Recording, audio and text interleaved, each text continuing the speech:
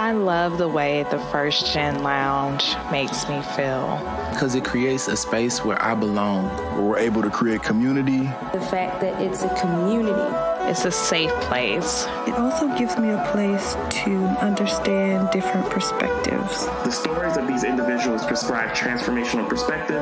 I receive encouragement, enlightenment, empowerment. And also serve as a catalyst to just keep going. Where we're able to be our true selves. I'm allowed to be an unapologetic first gen. And above all else, tell our story. And every episode is unique. I love it. I'm your host, Dr. Eve, and I'd like to welcome you to the First Gen Lounge. Beautiful people, beautiful people, beautiful people. I am so glad that you're here. No matter where in the world you are, you know, the fact that you come and spend time in this space means a lot to me. So thank you.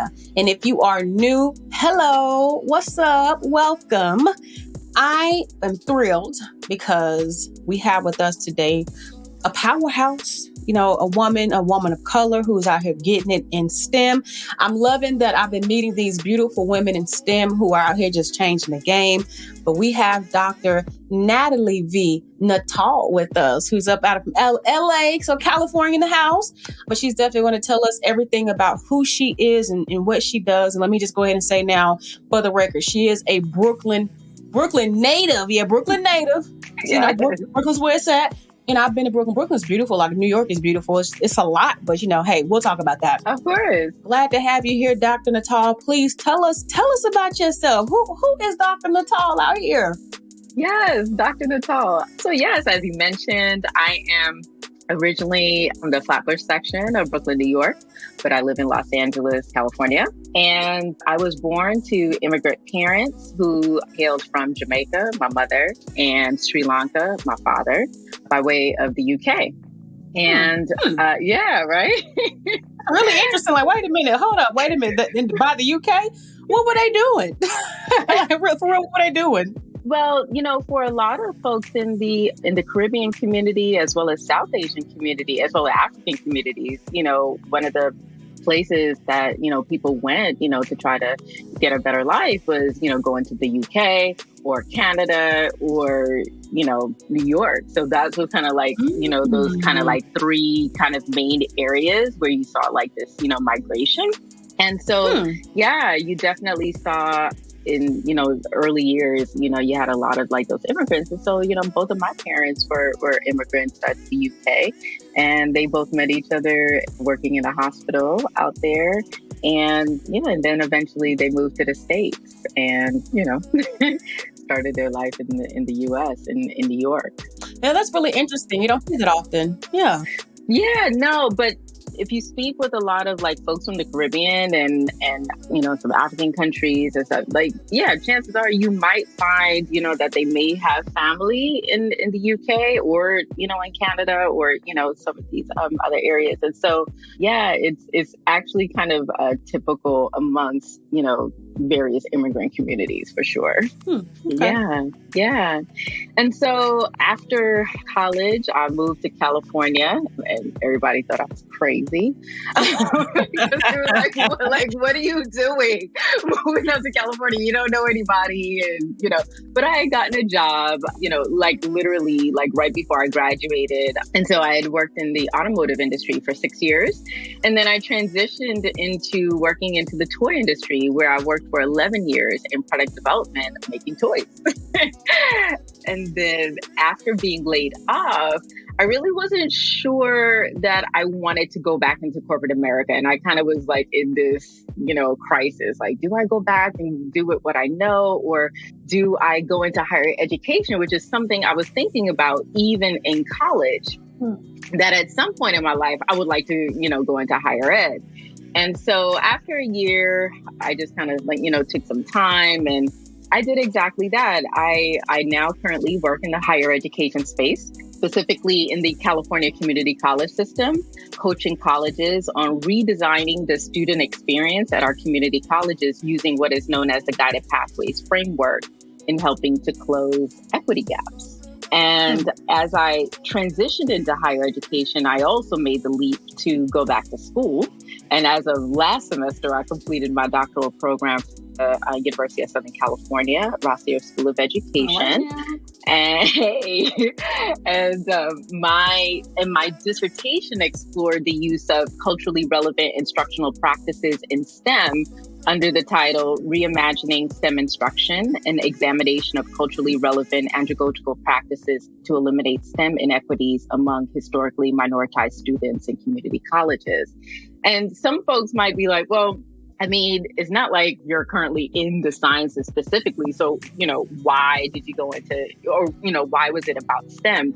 And the answer is that while I was working in the toy industry, a lot of what I was doing in product development, had engineering components, had project management components, and all of this kind of stuff. And I was one of few, one of two.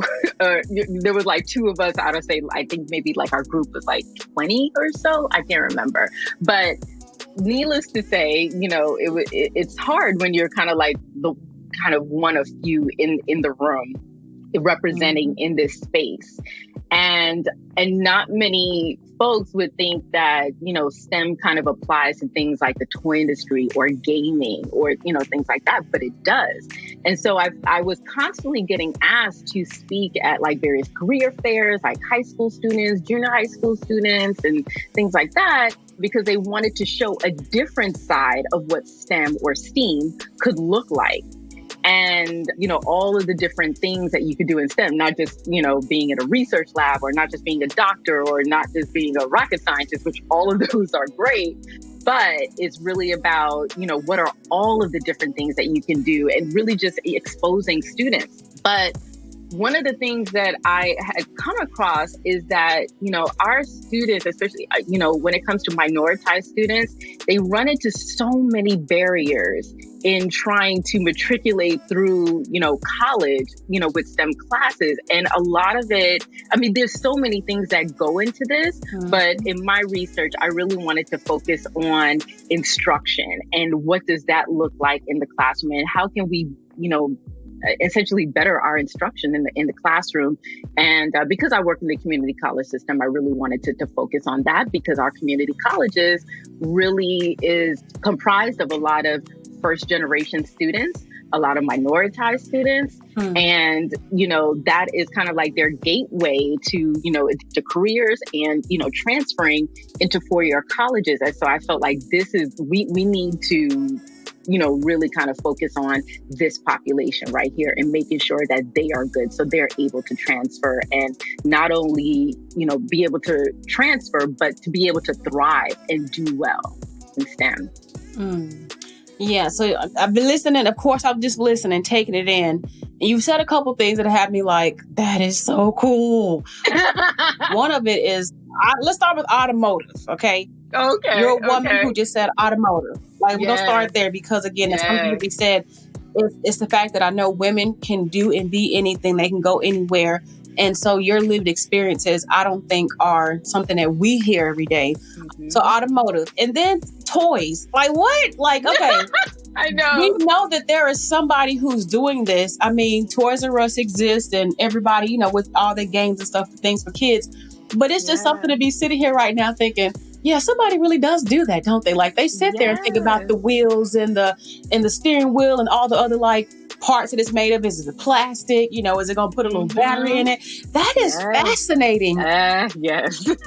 So just out of total curiosity, what was the most interesting thing that you took away from both the automotive industry? Because you also have a degree that put you into logistics and transportation, which I don't think is, again, common for women to pursue. So shout out to you for that. So so what are some interesting things that you took away from both industries? Look, why we have you and somebody who's done it first. So I would say the automotive industry, the biggest thing that I took away, because I worked for, and I can say it, I worked for Toyota Motor Sales. Very cool. And working for that company, one of the biggest things that I took away was they're really great about providing really great training. It's a wonderful training ground. And the biggest thing that I took away was about this idea of continuous improvement, not just resting on, your laurels and we have, this great product and, it's our bread and butter and, everyone loves it and everyone buys it. But it's really about how do we continuously improve upon our processes? And that is something that I've taken into pretty much every role that I've done. And I try to also bring it into higher education, but, not make it seem as if, it's something corporate related. But we should always be continuously improving, right? On everything that we're doing, even in our personal life. Right. And so I think that was my main takeaway from working at Toyota. Great training ground. The toy industry. So that is where I spent probably the majority of my years. Like it's just toys. Yes. And I there was really some really great times that I've enjoyed, working for Mattel. And I would say that, and I started out on the boys side of the business, working on toys for, what they call, the category was like male action entertainment. And so these were toys that were designed for film. So I worked on like the toys for Batman Begins and Dark Knight, some other ones. I did some anime. And then I worked on Hot Wheels, and then I eventually transitioned into Barbie. And the toy industry is a very volatile industry, and it's also stressful. It's also stressful. But I was just so amazed at like just the level of innovation that comes about like every season. Like when you think about it, when you have to essentially redo or, come up with new and exciting ideas, it's tough. Like, cause it's like toys is toys. Like how many different ways can you make a doll? Or, what are all the different like features? But there's always something you can do. And I think one of the things that I took away from working in the toy industry was how we approach trying to like innovate and come up with like different toy ideas. And so we would always kind of start out preparing for the season, doing a brainstorm and trying to get inspiration from, different things or different activities. So sometimes we would go to a play or we would take a cooking class or, just various activities, right? And you would probably think, well, okay, what does that have to do with your job? Y'all just sound like you're having fun. And we were having fun. But when you're relaxed and you are having fun and you are doing certain things, it also brings back a level of inspiration too. And you're able to kind of extract certain things to be able to innovate, with your product. And so I too have also brought that concept of, okay, so if we're trying to think about something, and if we're, as people like to say, people like to use this, phrase, thinking out the box. How are we thinking outside of the box? And even when you think about like higher education, people may think just within the confines of education, right? But what are some things that are happening in other industries that you can possibly apply and, make it fit, obviously, to your audience, your population. But what are the different ways that we can innovate within education, but maybe taking inspiration from somewhere else? And that is something that I definitely took from the toy industry. And I never, ever want to lose that, even though now I've, been in education for, a little bit of years now, but I never, ever want to lose that whole idea of trying to innovate and, think of different ways to be and to serve ultimately our students. Absolutely. I love that. The little bit of years got me, they got me because like mind your business, just know I've been in the game. So I'm with it. Yeah, I caught that like for my birthday this year. I told people my business year is old, or mind your business year is old. So yeah, that's funny. But I love that. And just thank you for sharing the experience. And so I want to tap really quickly into this idea of you having made a career transition, because if you go from corporate where, where the money reside, and being able to have this lifestyle that is the one that maybe you would have always dreamed of, and to like go into education where I mean, we know pay inequities exist, but education, I think, is one of the spaces where it's just no justice given to the work that's done. You know, when it comes to like being able to make money, you can make money, but what does that look like? Where do you have to go? Or, I mean, a lot of us have, a lot of us who in higher ed have side hustles or have had. I mean, I didn't before, but anyway, the point being that how did you become okay with making that decision to just shift the career because it meant shifting the money? And, we like to make our money. So what was that like? Yeah. So I think it really everything has to kind of align in your life, right? So if you would have asked me like years ago, I would say like maybe in my early 20s, like, would you, leave corporate America, or would you try to, be an entrepreneur? I would say no and no. I like my check every 2 weeks. I know what date and when the direct deposit is going to hit and all of that, right? And then you move into higher ed where it's like you get paid once a month, or like, something like that. But as I said, I was looking for a change and I wanted to find meaning in my work. And I wanted to also be able to have flexibility. Now, there are, pay inequities that do exist. But I also feel that given where I was in my life, I felt like it just kind of came at the right time. I needed flexibility. I wanted to be able to work from home. So I've been working from home even before, the pandemic, because I was doing kind of various like adjunct work. And so I would just, be on campus, when I needed to be, and then I would come home.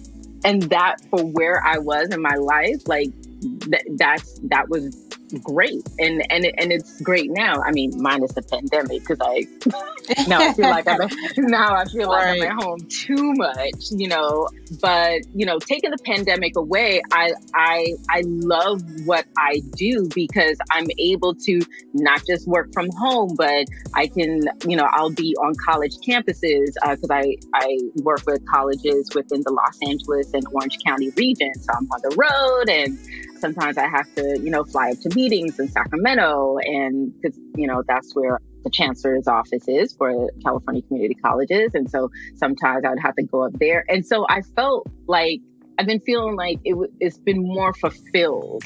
And so, there's other things that you can do, whether it's like, consulting on the side or, doing adjunct work.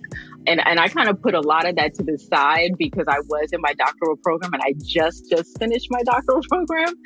And so I feel like you can, supplement in other ways. And I feel like everyone should be supplementing in other ways. You do need to have multiple streams of income. If there was anything that I learned, one, from being laid off, but also two, from the financial crisis, back in 2008, you need to have multiple streams of income. Yes. And so I think that also helps. And it helps when you love what it is that you do, and you feel like, okay, like I'm doing good work and I'm working with good people and who are really passionate about, closing equity gaps and really, looking for ways that we can improve student success.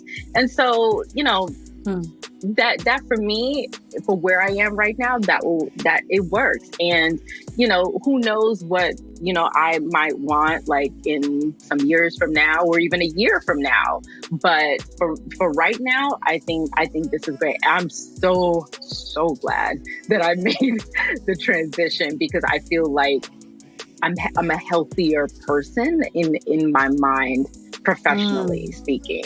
Yeah. Amen to that. Yeah. Just amen to that. Yeah. Because, it's, no matter where you go, there's going to be something. You just have to know what you're willing to deal with. I guess that's what I'll say. Absolutely. And what I love about what you mentioned, just about your journey, period, you had the education, you had the experience, you worked in automotives, you worked in the toy industry, in industries that anybody would look at and say, well, you good, you straight, but you still got laid off. Mm-hmm. So I think that's just this idea of this preparation. And that's one that's challenging, to just experience emotionally, mentally, I'm sure, to figure out what's next. But even in corporate where the profits are for profit, like there are still places where they be like, all right, we'll need you back. And that happens. And so the fact that you learn from that, but you move forward, but then you were able to still think more strategically about your life and what you needed and wanted, having had corporate experiences, I think is just a great lesson for anybody who's listening themselves and thinking about a career change or may have experienced a layoff. Like, sit with yourself and identify, like you said, that flexibility. There's nothing like having summers off and vacations like in higher ed. Exactly. Flip side is, the pay may not be corporate pay, but there's a lifestyle that you can still lead that you just can't find, anywhere else but entrepreneurship. So I'll definitely say that. So I think that's really cool. Yeah. And say, again, it really kind of goes back to also what's going in your personal life. And so like at the time, my mom was recently diagnosed with Lewy body dementia, and my family had moved from New York to Atlanta, some years ago. And had I not made this transition, I wouldn't have had the flexibility to be going back and forth. And, being like, with my mom, like if I need to, like if we weren't in a pandemic, I'd probably be talking to you from Atlanta, because I was going back, I would say like every 6 or so weeks. And I was able to do that. And so again, it really kind of has to line up with what is most important in your life, at the time. And, everything else will follow. But that was also something that was also helpful, to me. And I wouldn't have been able to do that at Mattel or Toyota because I'd be looking like, okay, how many days of vacation do I have left? Ooh, okay, I can only do one day over here. And okay, maybe I'll do it for around a holiday. And we got that Monday off. We got President's Weekend. Like it was too much. It would have been too much. It would have been too much, So.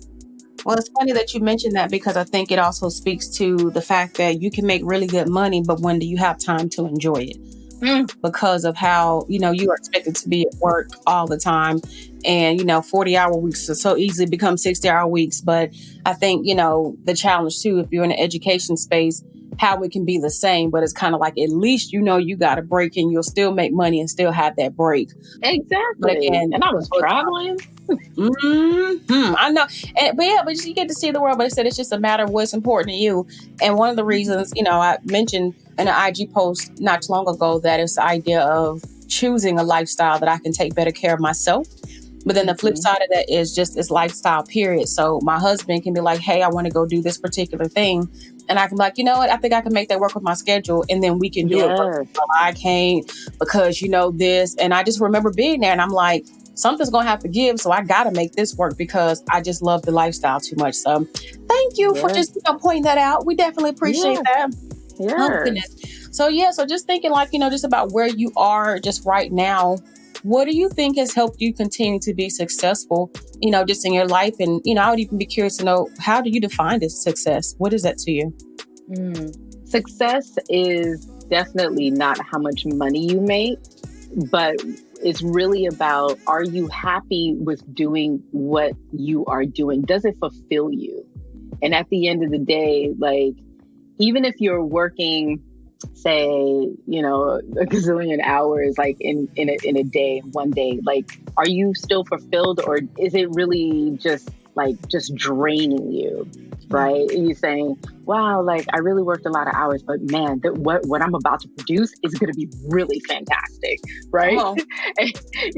And so I think that is what it means to be successful. I think in times past, like I've always kind of identified myself based on my job, and because it was cool, right? Like, I work in the toy industry and I'm this, but at the end of the day, once that was taken away from me, what was I? Who was I? Right? And that's what I had to sit with myself, and I did that for a year, and thankfully I was I was able to do that. But, I just really spent a lot of time inside and just really kind of thinking through my life, like, who is it that I want to be? What is important to me at this stage of my life? And so I think that, really, it's really about does what you do fulfill you? And that is what success looks like. And I think what has helped me to be successful and navigate through these different industries that I've spoken to you about, I would say, first off, having a trusted group of what I call personal board of directors. Each person on your personal board of directors should come with their different levels of backgrounds and expertise. People who are there to encourage you, to provide resources if you need, constructive criticism. That has been so essential for me. And, and this is not just a one-way exchange, it's a two-way exchange. So whatever I can give, I will also do. But it's being able to have like a trusted group, as I say, I like to call it my personal board of directors, to be able to go to and say, to person A, hey, I know you're really good with, branding and marketing. Hey, I'm about to do, this particular project. What do you think about this? Do you think it's on the right track? Can you give me like your eye? Let me know what you think. Someone who's in education, matter of fact, it's because of my personal board of directors that I am actually able to be in education, because they help me to navigate how to penetrate education, right? And what are the things that I need to know? Who are the people that I need to speak to? Now, some people may speak of that as mentors, right? We always talk about mentors, but I don't know. Mentors for me seems like a very official type of thing, where it's like an interview, like, hey, can you be my mentor? and for me, it's not like that. It's really about identifying people in your circle. And most of the folks in my circle are women, Black women, and saying, you know what, I see this about you, and I really like that. Like, I aspire to have those qualities, or to have, that kind of expertise, or, something like that. And really kind of relying on that, and not being afraid to ask for help.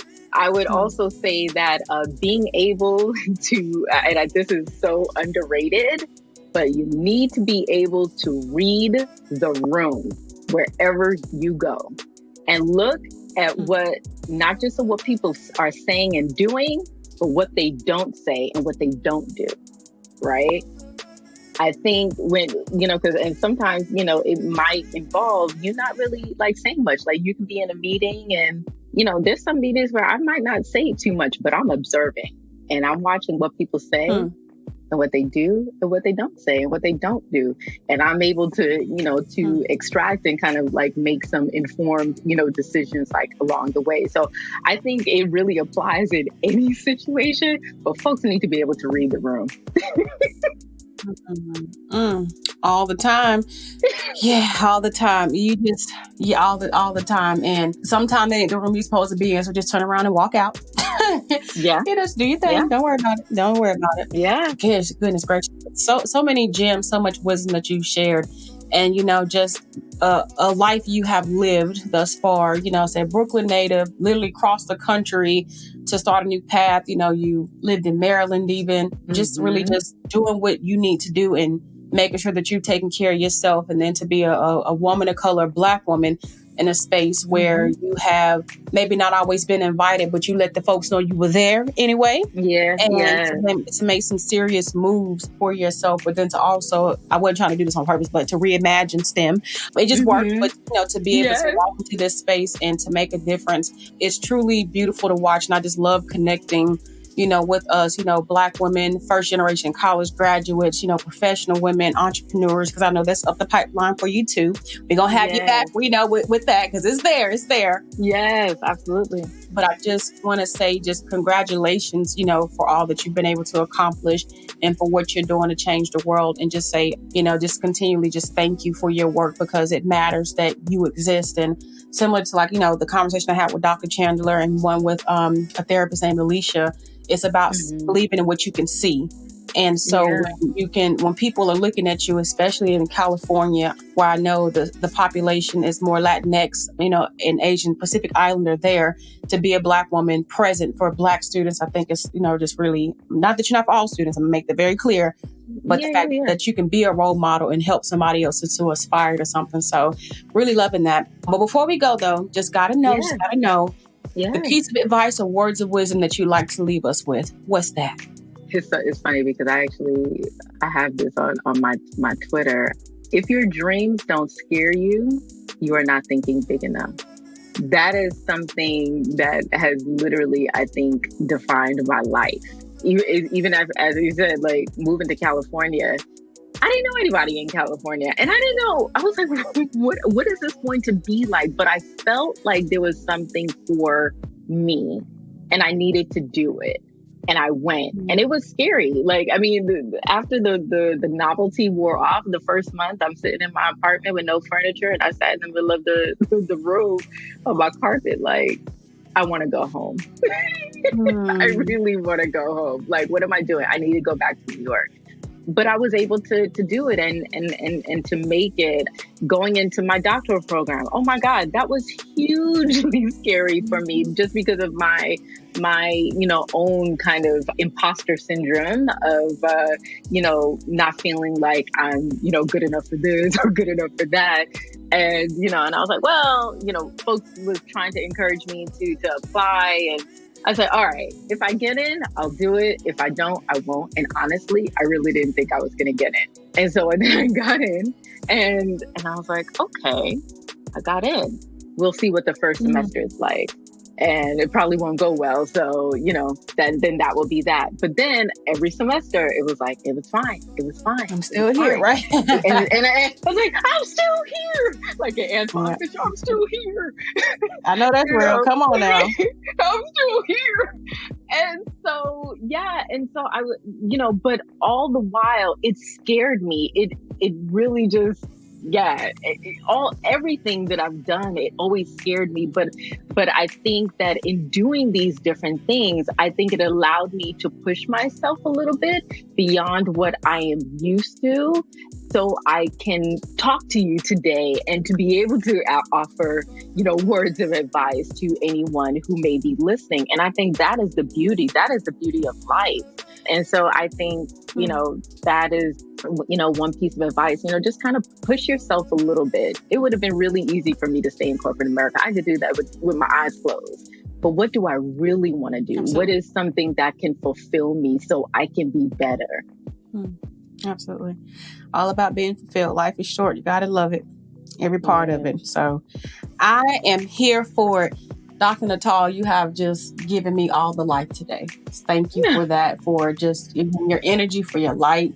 This has been good. And then again, I've talked to somebody who's worked in the toy industry, Lord. And out of those, like, come on, I think all the toys I've ever had, it's like, somebody somebody does this. Like, duh. Yeah. I'm still surrounded by my toys. I still got my toys in my house. That is so cool. That is so cool. Gotta check that. That is so cool. But listen, for those of you who have enjoyed this as much as I have, please do go connect with Dr. Natalie. Go hit the link in the session notes and get to the link to be able to just get straight to her profile. To try to make it easy rather than trying to go write down a name and what did she say. It's there for you already. But again, Dr. Natalie, just continue to wish you well in all that you do. And thank you for being here. And know that we here at the First Gen Lounge, we got you back and we wish you well. And just thank you for dropping so much knowledge today. And thank you. Thank you for creating this space. Thank you for having me. I just so appreciate you. And I appreciate your podcast. I've been loving your episodes. And so just keep on doing what you're doing and keep on being a success, for what you are doing. You're amazing and you're a beautiful woman and just in every single way. And so thank you. Thanks for creating this space. Oh, Terry, you see, look at you. You playing today. So thank you so much. Oh, that means a lot to me. Thank you so much. I love it. We're definitely going to do this again. But look, have a good one. We'll talk soon. Okay, wonderful. Bye-bye.